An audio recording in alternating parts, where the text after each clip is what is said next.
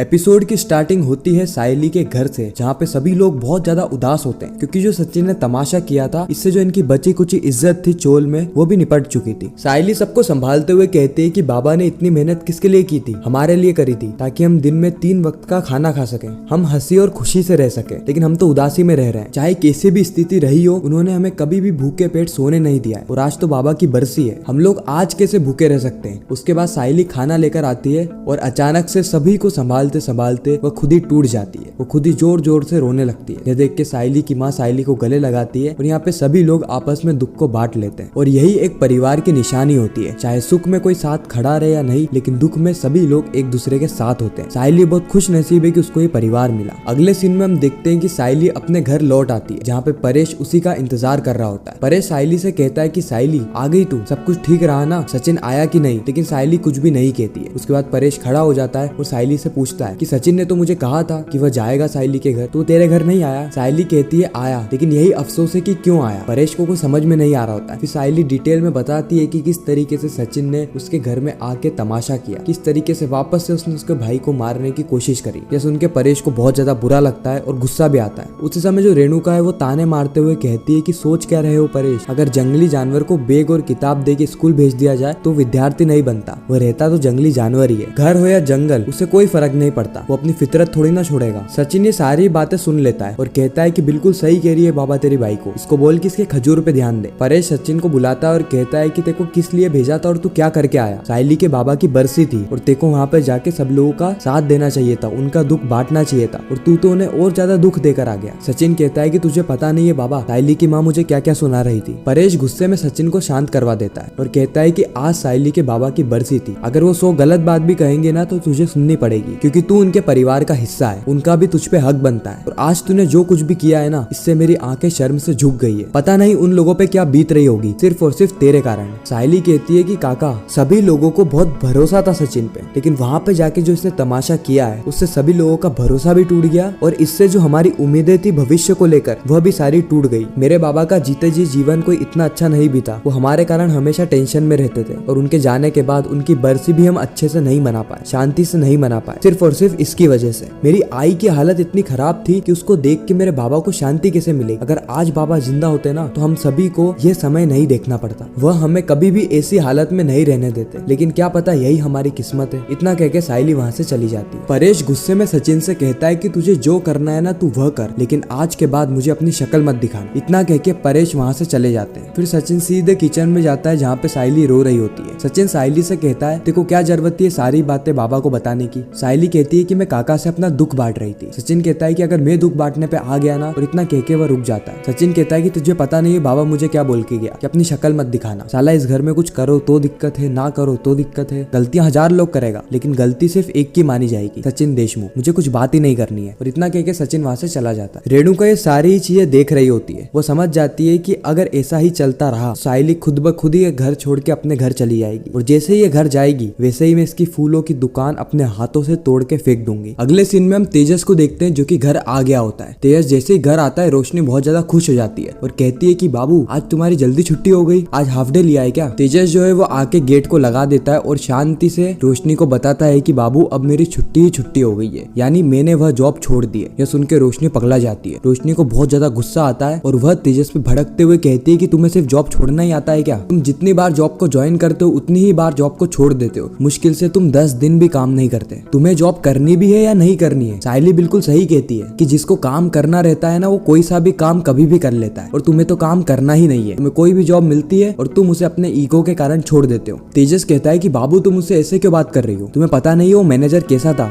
मैं उसको झेल ही नहीं सकता, वो मेरी सेल्फ रिस्पेक्ट को जमीन पे रख रहा था, और मेरी माने ना तो मुझे तो क्या किसी को भी उस मैनेजर के नीचे काम करना ही नहीं चाहिए। रोशनी कहती है कि चुप हो जाओ तुम्हें नहीं पता मैं भी कितना काम करती हूँ, मेरे पास भी ऐसे क्लाइंट्स आते हैं जो कि बिल्कुल मेरी बेइज्जती करते हैं, लेकिन मुझे फिर भी काम करना पड़ता है। भला इस दुनिया में कौन ही है जो कि अपने काम से प्यार कर रहा है, सबको मजबूरन काम करना पड़ता है, सबको एडजस्ट करना पड़ता है, लेकिन तुम तो 1% भी एडजस्ट नहीं करना चाहते, तुम्हारी ईगो तो आसमान पर है। और इसी के चलते रोशनी और तेजस के बीच में अच्छी खासी बहस हो जाती है। और यहाँ पर हम देखते हैं कि रोशनी का जो गुस्सा है वो पूरा का पूरा तेजस पे उतर चुका है और तेजस यहाँ पे वापस से उदास हो गया। एक तो उसकी नौकरी चली गई और दूसरा है कि जब घर में बाकी लोगों को पता चलेगा कि ये वाली नौकरी भी उसकी गई तो उसकी इज्जत के और ज्यादा कचरे होने वाले, खासकर सचिन और सायली से। अगले सीन में हम रिया को को देखते हैं जो कि आकाश के पास आती है, जहाँ पे आकाश रिया से कहता है कि चलो हम थोड़ा घूम कर आते हैं, तुम्हें थोड़ा फ्रेश फील होगा। उसी वक्त रिया कहती है कि तुम्हें पता नहीं है आकाश, अभी 4 सीरियल की डबिंग चल रही है, मैं दिन भर थक गई हूँ और इतना स्ट्रेस हो गया है ना कि अब बस मुझे रेस्ट चाहिए। आकाश कहता है कि रिया तुम कुछ दिन की छुट्टी ले लो, तुम्हारा पूरा जो स्ट्रेस है वो खत्म हो जाएगा। उसी समय रिया कहती है कि अरे हाँ, छुट्टी से याद आया, आज मॉम आई थी स्टूडियो पे मिलने, उन्होंने मुझे 2 कूपन दिए। ये ट्रेवल कूपन है जो कि मेरे डैड को हर साल मिलते हैं। पहले भी मैं इससे कई बार घूमने जाया करती थी और इस बार के जो कूपन है वो मॉम ने हम दोनों के लिए निकाल के रखे ताकि हम दोनों हनीमून के लिए जाएं। आकाश कहता है कि रिया 4 दिन तो बहुत ज्यादा हो जाएगा, अगर तुम पहले कहती तो मैं थोड़ा बहुत प्लान भी करता, लेकिन अर्जेंटली ये बहुत ज्यादा डिफिकल्ट हो जाएगा, इसलिए तुम मना कर दो। रिया कहती है कि आकाश हम शादी के बाद हनीमून तक नहीं गए, तो मॉम चाहती है कि हम थोड़ा ब्रेक ले लें। तो आकाश को यहाँ पे गुस्सा आ जाता है। आकाश कहता है कि अच्छा तुम्हारी मॉम चाहती है, कि उनको तो ऐसा लगता है ना कि मैं तुम्हें कहीं पे ले जा नहीं सकता क्योंकि शादी के बाद मेरी ऐसी कंडीशन नहीं थी। इसका मतलब ये है कि तुम्हारी मॉम यह कहना चाह रही है कि मैं एक ट्रिप अफोर्ड नहीं कर सकता तुम्हारे साथ। रिया कहती है कि आकाश मैं एक्स कह रही हूँ और तुम वाई समझ रहे हो। आकाश कहता है कि मुझे एक्स वाई जेड कुछ भी समझ में नहीं आता है, ये फ्री के कूपन तुम अपने पास रखो, मुझे फ्री के कूपन नहीं चाहिए, और अगर मुझे तुम्हें ट्रिप पे ले जाना होगा ना तो मैं मेरे खुद के पैसों से ले जाऊंगा, ना कि ये फ्री के कूपन से। और अगर तुम्हें ट्रिप पे जाना है इन फ्री के कूपन से तो तुम चले जाओ, आई डोंट केयर। अगले सीन में हम देखते हैं कि अब रात का सीन हमें बताया जाता है जहाँ पर सचिन जो है वो ऊपर छत पे चटाई बिछा के सोने वाला होता है। उसी समय वहाँ पर तेजस आ जाता है, वो भी चटाई लेकर। तेजस जो है वो सचिन के पास में चटाई बिछाता है। उसी वक्त जो सचिन है वो तेजस से पूछता है कि ए खजूर तू यहाँ पे क्या कर रहा है। तेजस कहता है कि बस खुली हवा में आया था सोने के लिए। सचिन समझ जाता है कि यहाँ पे कुछ ना कुछ लफड़ा जरूर हुआ है क्योंकि इसको तो एसी में सोने की आदत है। उसके बाद जो तेजस है वो सचिन से कहता है कि तू यहाँ पर क्या कर रहा है। सचिन कहता है कि जब बाबा और उसकी बाइकों ने मेरा कमरा रख लिया है तो मैं सोऊंगा कहाँ। तेजस कहता है कि तू तो वैसे भी हॉल में सोता है ना। फिर सचिन जवाब देते हुए कहता है कि जब तेको तेरे एसी वाले कमरे में गर्मी लग रही है तो मुझे हॉल में नहीं लग सकती, इसलिए मैं ऊपर आया हूँ। फिर तेजस कहता है कि चल ठीक है, अब देख छत से इधर वाला हिस्सा तेरा है, इधर वाला हिस्सा मेरा है, ठीक है, तू इधर मत आना, मैं उधर नहीं आऊँ। सचिन कहता है कि क्या तू पागल हो गया है, तू खजूर का खजूर ही रहेगा, एक काम करी आसमान भी बांट ले, इस साइड की हवा मेरी, उस साइड की हवा तेरी, ठीक है। उसी वक्त वहाँ पे आकाश भी आ जाता है चटाई लेकर, और आकाश के आते ही ये दोनों समझ जाते हैं कि उसका भी कुछ झोल हो चुका है। तेजस आकाश से पूछता है कि तू इधर क्या कर रहा है, तुझे भी गर्मी लगी है क्या। आकाश कहता है हाँ वो थोड़ी गर्मी लगी थी। और आप दोनों, सचिन कहता है कि हम दोनों को तो कब से गर्मी लगी है, तेरी तो अभी नई नई गर्मी है। अब ये तीनों ही शादी के ऊपर बहस करना शुरू कर देते हैं कि शादी के पहले जीवन कैसा था, शादी के बाद कैसा हो गया, इससे अच्छा तो शादी करनी ही नहीं चाहिए थी। अगले सीन में हम साइली, रोशनी और रिया को देखते हैं जो भी बिल्कुल यही बातें कर रही होती है कि शादी के पहले ये लोग कैसे थे, शादी के बाद कैसे हो गए। साइली तो कहती है मुझे तो शादी के पहले भी नहीं पता था कि ये कैसा है और मुझे हर दिन इसका अलग अलग रूप देखने को मिलता है, कभी तो अच्छा बन जाता है, कभी तो बुरा बन जाता है। रिया भी बहुत कुछ कहती है आकाश के बारे में, आकाश भी बहुत कुछ कहता है रिया के बारे में।